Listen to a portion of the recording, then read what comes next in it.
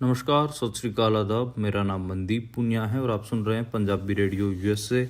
मैं एक बार फिर हाजिर हूं नए बुलेटिन के साथ और शुरुआत करते हैं आज की मुख्य खबरों से। लॉस एंजलिस में जंगल की आग फिर से भड़क उठी है। हजारों लोगों को सुरक्षित स्थान पर पहुंचाया गया है। यह आग कास्टिक झील के पास पहाड़ी इलाके में लगी है, जो कि शहर से लगभग 45 मील दूर है, लेकिन इस इलाके में कई रिहायशी बिल्डिंग्स और स्कूल मौजूद हैं। खनौरी बॉर्डर पर भूख हड़ताल पर बैठे किसान नेता जगजीत सिंह डल्लेवाल को आज 60 दिन पूरे हो गए हैं। अब उनके लिए खनौरी बॉर्डर पर स्पेशल रूम बनाया जा रहा है, जिसे शीशे से तैयार किया जा रहा है ताकि सूरज की रोशनी सीधे उन पर पड़ सके और उनकी हेल्थ रिकवर कर सके। जिनके नाम में सिंह और कौर नहीं है, उन्हें भी एसजीपीसी चुनाव के लिए वोटर लिस्ट में डाला जा रहा है। अकाली दल लगातार गैर सिख वोटरों की बढ़ती तादाद का मुद्दा उठा रहा है। आज अकाली दल के प्रतिनिधिमंडल ने गुरुद्वारा चुनाव आयोग से मुलाकात की और 4 मुद्दों पर अपनी आपत्ति दर्ज करवाई। श्री खडूर साहिब से सांसद अमृतपाल सिंह ने पंजाब और हरियाणा हाई कोर्ट में एक याचिका दायर कर कहा है कि उन्हें गणतंत्र दिवस परेड और संसद सत्र में शामिल होने दिया जाए। उनका कहना है कि अगर वे 6 महीने से ज़्यादा अनुपस्थित रहे तो उनकी सदस्यता चली जाएगी। ये थी आज की मुख्य खबरें। अब करते हैं खबरों का विश्लेषण और शुरुआत करते हैं पहली खबर से। पहली खबर अमेरिका से आई। लॉस एंजलिस में जंगल की आग फिर से भड़क उठी है। हजारों लोगों को सुरक्षित स्थान पर पहुंचाया जा रहा है। अब जिस इलाके में आग लगी है वो शहर से 45 मील दूर है। यह आग कास्टिक झील के पास पहाड़ी इलाके में लगी है। इसके पास कई रिहायशी इलाके और स्कूल हैं। आग की लपटों ने 8,000 एकड़ से ज़्यादा इलाके को अपनी चपेट में ले लिया है। तेज हवा और सूखी झाड़ियां इस आग को बढ़ाने में ईंधन का काम कर रही हैं। हालांकि इस आग से अब तक किसी के घर का नुकसान नहीं पहुंचा है, लेकिन 19,000 रहवासियों को इलाका छोड़ने के लिए मजबूर होना पड़ा है। अमेरिका के कैलिफोर्निया में अग्निशमन दल अभी भी जंगलों में लगी आग बुझाने में जुटा हुआ है। आग को लगे 1 हफ्ते से ज़्यादा का वक्त हो गया है और अभी तक 25 लोगों की मौत की खबर आ चुकी है और कई लोगों के आलीशान घर तबाह हो चुके हैं। ये जो आग लगी है कैलिफोर्निया के जंगलों में काफ़ी भयावह है और इससे बहुत बड़ा नुकसान कहीं ना कहीं अमेरिकी इस इलाके में देखने को मिला है, लॉस एंजलिस के इलाके में देखने को मिला है। अगली खबर की ओर बढ़ते हैं और अगली खबर अमेरिका से ही, और ये जो खबर है ये भारत के विदेश मंत्री एस जयशंकर के को लेकर है। और वो वॉशिंगटन डीसी में एक प्रेस कॉन्फ्रेंस को संबोधित कर रहे थे। उसी दौरान उनसे एक सवाल पूछा गया कि अब विदेश में अवैध ढंग से रह रहे भारतीय नागरिकों पर भारत का रुख क्या होगा। तो उन्होंने अपने जवाब देते हुए कहा कि जो भारतीय नागरिक अमेरिका सहित दूसरे देशों में अवैध ढंग से रह रहे हैं, भारत उनकी न्याय संगत वापसी के लिए तैयार है।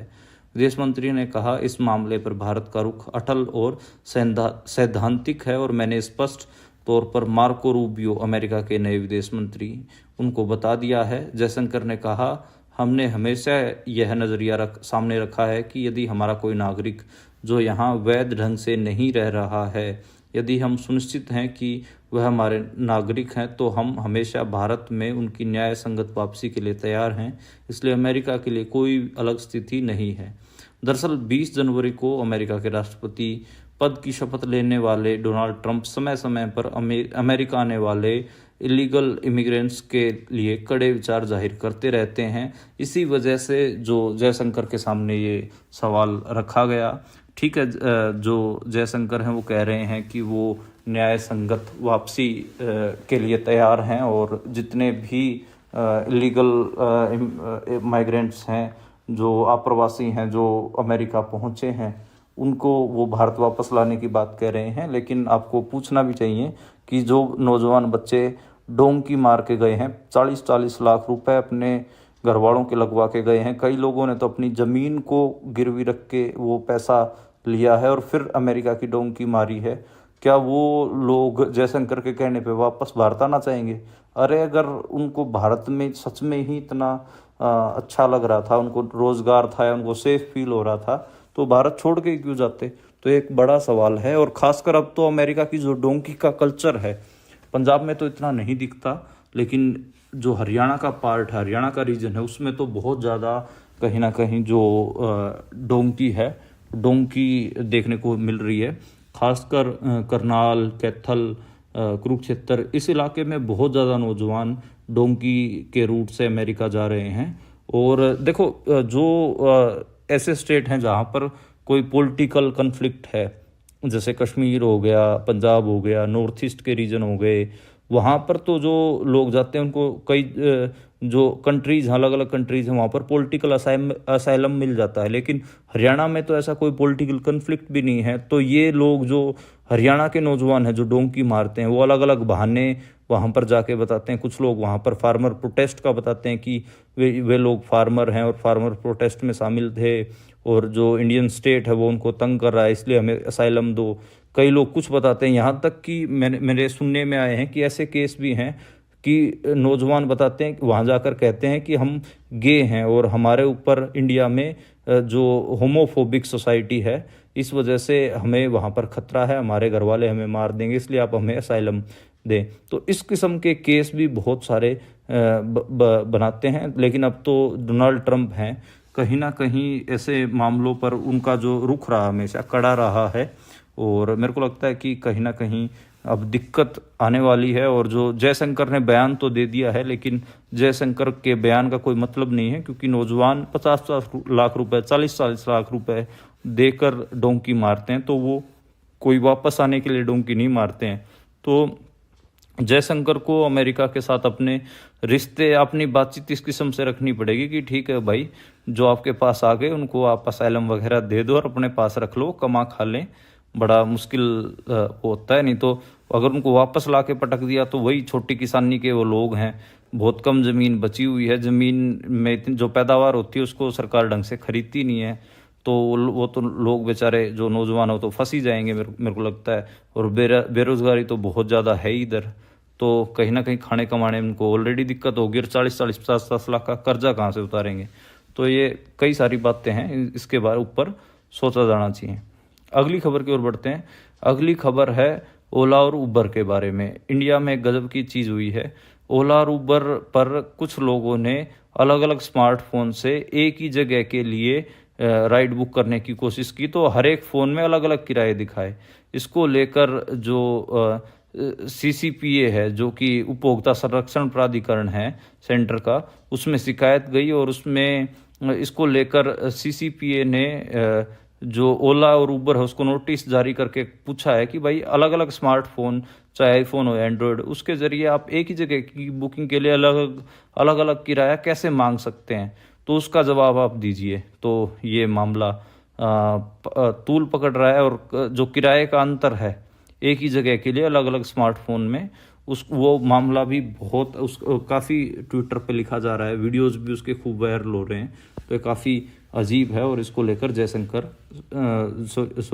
कह रहा हूँ मैं, जो केंद्रीय मंत्री प्रहलाद जोशी हैं वो सख्त दिख रहे हैं। अब देखना होगा कि इस पर क्या आगे कार्रवाई होती है। पर ये एक अजीब है कि हम चलो ऐप्स की दुनिया में जी तो रहे हैं, जोमेटो, स्विगी, ओला, उबर, लेकिन ये जो ऐप्स हैं ये अलग अलग स्मार्टफोन, अलग अलग लोगों के स्मार्टफोन्स के हिसाब से अलग अलग किराया, अलग अलग जो प्रोडक्ट्स के दाम, ये सब दिखाते रहते हैं। तो ये एक बड़ा इशू भी है। खैर, अगली खबर की ओर बढ़ते हैं, और अगली खबर दिल्ली विधानसभा चुनाव से। दिल्ली विधानसभा चुनाव में उत्तर प्रदेश के मुख्यमंत्री योगी आदित्यनाथ आम आदमी पार्टी के खिलाफ चुनाव अभियान में प्रचार करने के लिए आए हुए थे, और उन्होंने जो अपना कम्युनल कार्ड है वो खेलना शुरू कर दिया है। आते ही उन्होंने बुराड़ी में एक सभा को संबोधित करते हुए कहा कि आम आदमी पार्टी दिल्ली के ओखला में बांग्लादेशियों और रोहिंग्यों को बसाने का आरोप उन्होंने लगाया है। इन लोगों ने दिल्ली को एक कूड़ा घर बना दिया है। दिल्ली के अंदर भी ओखला औद्योगिक क्षेत्र है, और पिछले 10 साल में उद्योग न के बराबर लगे हैं। आदित्यनाथ ने आगे कहा, आम आदमी पार्टी ने एक संयोजित साजिश के अंतर्गत ओखला दिल्ली के अंदर उद्योग नहीं लगने दिए, लेकिन बांग्लादेशी घुसपैठियों, रोहिंग्या को जरूर बसाने का काम किया है। आप पर आरोप लगाते हुए योगी आदित्यनाथ ने आगे कहा, आम आदमी पार्टी के नेताओं के घर में आधार बनाने की मशीन से इन बांग्लादेशी घुसपैठियों को आधार कार्ड बांटे जाते हैं। दिल्ली विधानसभा चुनाव के लिए एक चरण में मतदान 5 फरवरी को होगा, नतीजे 8 फरवरी को आएंगे। लेकिन जो ये बाकी बचे 10 दिन है, मुझे काफ़ी टफ होते दिख रहे हैं। क्योंकि जिस हिसाब से ये मुसलमानों को बिना नाम लिए टारगेट कर रहे हैं योगी आदित्यनाथ, उसमें वो उनको बांग्लादेशी, घुसपैठिए, रोहिंग्या ये सब बता रहे हैं और कह रहे हैं कि इनको इलीगली दिल्ली में बसाने का काम किया जा रहा है। तो ये कहीं ना कहीं हिंदू जो बहुसंख्यक हैं उनकी वोट हासिल करने के लिए बीजेपी कर रही है। हालांकि आम आदमी पार्टी के राष्ट्रीय संयोजक अरविंद केजरीवाल ने भी इसका जवाब दिया। उन्होंने कहा अगर कमल का बटन दबा दिया तो सारे मोहल्ला क्लिनिक बंद हो जाएंगे। तो बेसिकली जो बीजेपी और आम आदमी पार्टी का जो राजनीति करने का स्टाइल है वो सेम है। वो लोगों को डरा कर राजनीति करते हैं। जो योगी आदित्यनाथ हैं या फिर बीजेपी है, वो लोगों को जो माइनॉरिटी हैं यानी कि कम गिनती के लोग हैं उनका डर दिखाते हैं कि ये आतंकवाद फैला देंगे, ये देखो ये देश पर कब्जा कर लेंगे, इस किस्म का डर दिखा के जो बहुसंख्यक हैं यानी कि जो हिंदुत्व वोट बैंक है उसकी वोटें लेते हैं। और वहीं अगर हम बात करें तो केजरीवाल हैं, केजरीवाल मोहल्ला क्लिनिक और बिजली का, पानी का, इनका डर दिखा के लोग कहते हैं कि जो चीज़ें हमने चला रखी हैं, जो फ्री बीज हमने चला रखी हैं, अगर बीजेपी आ गई तो ये सब बंद कर देगी। तो वो दोनों का ही कहीं ना कहीं जो वोट बैंक, वोट मांगने का स्टाइल है वो लोगों को डरा कर वोट मांगने का स्टाइल है, तो जो काफ़ी अजीब मुझे लगता है। तो खैर अब तो देखना होगा कि क्या दिल्ली विधानसभा चुनावों में चीज़ें निकल कर आती हैं। पर मेरे को जितना मैं घूम रहा हूँ दिल्ली में, मेरे को तो ये लग रहा है कि अब की बार आम आदमी पार्टी की जो सिचुएशन है वो थोड़ी सी कम हुई है और उनको काफ़ी मुश्किलों का सामना करना पड़ेगा सत्ता में आने के लिए। बीजेपी की पोजीशन स्ट्रोंग है, ये बहुत हद तक पॉसिबल है कि अगर कांग्रेस 5-7% वोट ले जाती है तो फिर बीजेपी सरकार बना लेगी। अगर कांग्रेस का वोट परसेंट 5% से कम रहता है तो फिर आम आदमी पार्टी के लिए इजी होने वाला है। अगली खबर की ओर बढ़ते हैं और अगली खबर अमेरिका के लिंक्डइन के बारे में। और अमेरिका में लिंक्डइन के प्रीमियर यूजर्स ने कंपनी पर यूजर्स के डेटा को दूसरी कंपनियों के साथ साझा करने का आरोप लगाते हुए मुकदमा किया है। लिंक्डइन आप सबको पता है कि जितने भी प्रोफेशनल हैं वो इसको इस्तेमाल करते हैं और दुनिया की सबसे बड़ी प्रोफेशनल सोशल नेटवर्किंग साइट माना जाता है लिंक्डइन को। उसने अपने निजी संदेशों को दूसरी कंपनी को देने का काम किया ताकि वे उनका इस्तेमाल AI आर्टिफिशियल इंटेलिजेंस मॉडल्स को ट्रेन करने में कर सके। आरोपों के अनुसार पिछले साल अगस्त में लिंक्डइन ने चुपचाप एक प्राइवेसी सेटिंग शुरू की जो यूजर्स को एक ऐसे प्रोग्राम में ऑटोमेटिक शामिल कर देती थी जिससे थर्ड पार्टी कंपनियां उनके व्यक्तिगत डेटा का इस्तेमाल AI को ट्रेन करने के लिए कर सकती थी। यह आरोप भी लगाया गया कि माइक्रोसॉफ्ट के स्वामित्व वाली लिंक्डइन कंपनी ने 1 महीने बाद अपनी प्राइवेसी पॉलिसी में बदलाव किया ताकि यह कहा जा सके कि यूजर को जानकारी AI ट्रेनिंग के लिए साझा की जा सकती है। हालांकि लिंक्डइन के एक प्रवक्ता ने इसका खंडन किया है और कहा है कि ये झूठे दावे हैं जिनमें कोई दम नहीं है। अब तो बाकी जो ट्रायल चलेगा उसी से ही पता चलेगा कि जो ये दावे हैं वो झूठे हैं या सच्चे हैं। पर जो अमेरिकन जो ये ऐप्स हैं सोशल मीडिया की, चाहे प्रोफेशनल नेटवर्किंग साइट्स की हों, ये डाटा तो शेयर करते हैं। इनके ऊपर पहले भी आरोप लगे हैं कि ये अलग अलग AI ट्रेन करने के लिए, आर्टिफिशियल इंटेलिजेंस के लिए लोगों के जो निजी डेटा है उनको शेयर करते हैं। इनके ऊपर पहले भी आरोप लगे हैं। अगली खबर की ओर बढ़ते हैं। जो अगली खबर है वो खनौरी बॉर्डर से आई। खनौरी बॉर्डर पर भूख हड़ताल पर बैठे किसान नेता जगजीत सिंह डल्लेवाल का आज 60वां दिन है। मेडिकल ट्रीटमेंट लेने के बाद उनकी सेहत में कुछ सुधार हो रहा है। अब खनौरी बॉर्डर पर डल्लेवाल के लिए स्पेशल रूम तैयार किया जा रहा है। कमरा शीशे का होगा और पूरी तरह साउंड प्रूफ होगा। उससे सूरज की रोशनी आसानी से आ सकेगी। कमरे के पास बाथरूम और अन्य सुविधाएं भी होगी। अंदर गर्म पानी भी मिलेगा। इसे बनने में 2 दिन लग सकते हैं। जब तक यह बन नहीं जाता तब तक उन्हें मोर्चे के पास ही मॉडर्न सुविधाओं से लैस एक ट्रॉली में रखा जाएगा। पटियाला के राजेंद्रा अस्पताल से डॉक्टरों की एक टीम भी शिफ्ट में वहां तैनात की गई है जो उनके हालात पर लगातार नजर रख रही है। इसके अलावा 26 जनवरी को निकाले जाने वाले ट्रैक्टर मार्च की तैयारियां भी पंजाब समेत हरियाणा और अन्य राज्यों में भी जोरों पर चल रही हैं। किसानों का कहना है कि जब तक उनकी मांगें पूरे नहीं हो जाती उनका संघर्ष जारी रहेगा। बुधवार को दोपहर 2 बजे डल्लेवाल को ट्रॉली से स्ट्रेचर पर उतारा गया। इस दौरान सबसे पहले उन्होंने गुरु ग्रंथ साहिब के सामने माथा टेका। उसके बाद किसान नेताओं, वरिष्ठ डॉक्टरों और प्रशासनिक अधिकारियों की मौजूदगी में जगजीत सिंह डल्लेवाल अपनी नई ट्राली के पास पहुंचे जहां वह 3 घंटे तक रहे। इसके अलावा अगर हम बात करें तो जगजीत सिंह डल्लेवाल कोशिश कर रहे हैं कि वो जल्दी से जल्दी रिकवर करें। हालांकि बड़ी मुश्किल से उनकी रिकवरी होगी, क्योंकि वो बहुत ज़्यादा तो उनका वज़न कम हुआ, करीबन 21 किलो के आसपास उनका वेट कम हो गया था। यूरिक एसिड 11 तक चला गया था। जो बॉडी का केटोन लेवल था वो भी 7 पॉइंट तक पहुंच गया था। तो काफ़ी मुश्किल उनको आएगी, लेकिन वो बहुत हौसलेवान आदमी हैं और मेरे को लगता है कि वो रिकवर कर लेंगे और वो रिकवरी के लिए लगे हुए हैं। बाकी जो 26 जनवरी को ट्रैक्टर मार्च होने वाले हैं वो आपको पता ही है। उसमें 12:30 बजे से लेकर 1:30 बजे तक जो ट्रैक्टर मार्च है उसको होल्ड भी किया जाएगा। यानी कि या तो देश भर में जो रिलायंस या अडानी के शॉपिंग मॉल्स हैं, साइलोज हैं, टोल प्लाजा हैं या बीजेपी के दफ्तर हैं, नेताओं के घर हैं, उनके सामने ये खड़े होंगे। उनके सामने से ये पूरा मार्च होगा ट्रैक्टर का, ये निकाला जाएगा। इसके बाद अगर हम बात करें तो जो 14 फरवरी को मीटिंग तो होनी है सरकार के साथ, लेकिन 26 जनवरी के ट्रैक्टर मार्च के बाद कोई इम्पोर्टेंट कॉल भी किसान नेता दे सकते हैं। उसके ऊपर अभी कोई बातचीत तो निकल कर सामने नहीं आई है, लेकिन एक फुसफुसाहट है कि 26 जनवरी के बाद कोई बड़ी कॉल आ सकती है।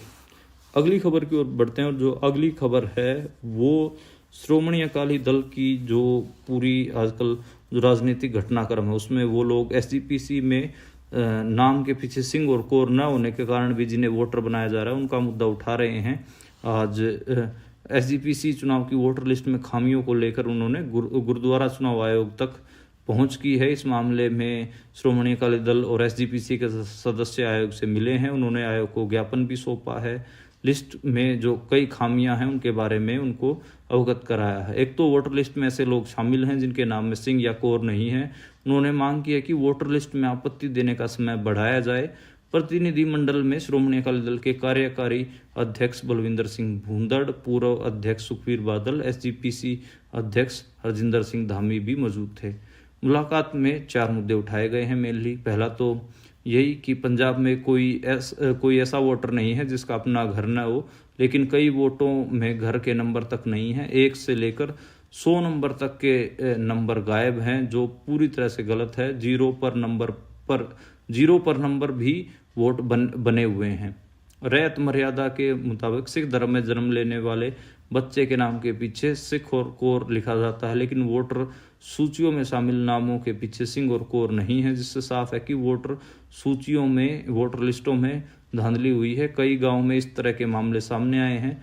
प्रतिनिधिमंडल ने दलील दी है कि जिसे सिख धर्म का ज्ञान नहीं है वह वोटर कैसे बन सकता है। उन्होंने ऐसा कर सिख धर्म धार्मिक संस्थानों पर दखल की कोशिश की जा रही है। कई जगह पर असल वोट ही काट दिए गए हैं, जिसमें कई सिख धर्म को मानने वाले लोग वोटिंग नहीं कर पाएंगे। उन्होंने आरोप लगाया कि यह सारी कार्रवाई सरकारी साजिश के तहत की गई है, जिसे कि बर्दाश्त नहीं किया जा सकता। उन्होंने इसके कुछ सबूत भी सौंपे हैं। आयोग से अपील की है कि रिव्यू के लिए समय दिया जाए ताकि सारी चीज़ों को उचित तरीके से पड़ताल हो सके। 31 मार्च तक का समय मांगा गया है। हालांकि इसके बाद जब ये चारों मांग रख दी आयोग के सामने, उसके बाद एक प्रेस कॉन्फ्रेंस भी हुई।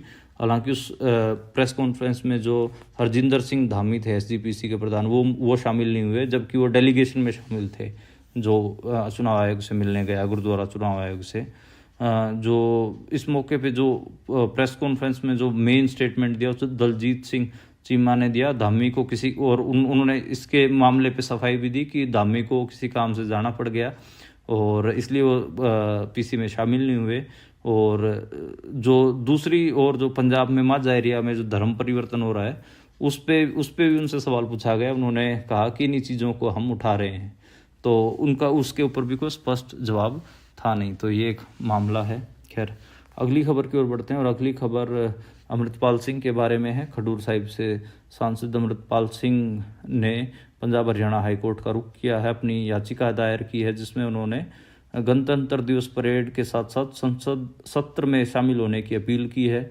उन्होंने अपनी याचिका में दलील दी है कि गणतंत्र दिवस और संसद सत्र में उनकी भागीदारी न्याय और समानता के हित में है। उन्होंने इसे लोकतांत्रिक मूल्यों और संविधान में निहित मूल सिद्धांतों का प्रतीक बताया है। उनका कहना है कि राष्ट्र महत्व के इन कार्यक्रमों में उनकी मौजूदगी जनहित का मामला है। अमृतपाल ने कोर्ट से मांग की है कि संबंधित अधिकारियों से कहा जाए कि उन्हें इन महत्वपूर्ण कार्यक्रमों में हिस्सा लेने की इजाज़त दी जाए। सांसद होने के नाते संसद सत्र में हिस्सा लेना और संसद में जनता के मुद्दे उठाना उनका संवैधानिक कर्तव्य है। याचिका में अमृतपाल ने भारत सरकार, पंजाब सरकार और अन्य को पक्षधर बनाया है। हालांकि अभी सुनवाई की तारीख तय नहीं की गई है। उनका कहना है कि अगर कोई सदस्य 60 दिनों तक संसद सत्र में अनुपस्थित रहता तो उसकी सदस्यता समाप्त हो जाती है। अमृतपाल सिंह अब तक कुल 46 दिनों से संसद में अनुपस्थित हैं। 30 नवंबर के सत्र में भाग लेने की उन्होंने अनुमति मांगी है। याचिका में कहा गया है कि 30 नवंबर को लोकसभा स्पीकर को एक औपचारिक अनुरोध भेजा गया था जिसमें संसद सत्र में भाग लेने की अनुमति मांगी गई थी। डीसी दफ्तर को भी अनुरोध किया गया लेकिन आज तक कोई जवाब नहीं आया है। तो अभी फरवरी में बजट सेशन होगा उसमें वो चाह रहे हैं कि वो शामिल हो पाएँ, लेकिन उनको अभी कोई जवाब नहीं आया है। तो एक हिसाब से अगर वो 1-2 सत्रों में शामिल नहीं हो पाए तो मेरे हिसाब से उनकी जो सांसदी है उसको भी खारिज किया जा सकता है। इसलिए जो पटिशन है ये तो उस लिहाज से तो मेरे को ज़रूरी लग रही है। खैर अब देखना होगा कि इस पटिशन पे आगे सुनवाई होगी तो किस किस्म की चीज़ें होंगी। मैं उनके वकीलों से बात करने की कोशिश करूँगा कि इस पटिशन में और क्या क्या चीज़ें हैं। मेरे को सिर्फ इन्फॉर्मेशन कुछ निकल कर आई हैं, वही इन्फॉर्मेशन मैंने आप तक शेयर की है। खैर आज के लिए इतना ही। कल दोबारा मुलाकात होगी नई बुलेटिन के साथ, नई खबरों के साथ। आप देखते और